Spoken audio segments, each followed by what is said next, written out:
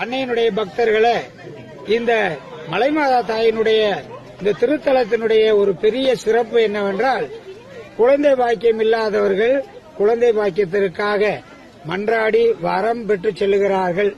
குழந்தை பெற்றவுடன் அந்த குழந்தைகளை இந்த ஆலயத்திலே அன்னையினுடைய பாதத்திலே காணிக்கையாக ஒப்புக் கொடுக்கின்றார்கள்.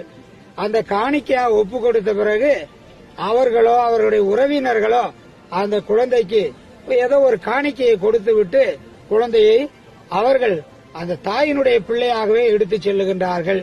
ஆகவே இது காலங்காலமாக செயல்பட்டு வருகிறது என்பதை உங்களுக்கு அன்போடு வேண்டி கேட்டுக்கொள்கிறேன்.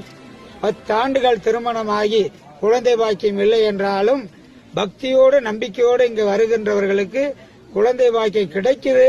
கிடைத்தவர்கள் நன்றி சொல்லுகிறார்கள். காணிக்கையை தாராளமாக கொடுத்து குழந்தையை மாதாவுடைய பிள்ளையாக ஏற்றுக்கொள்ளுகிறார் என்பதை உங்களுக்கு அன்போடு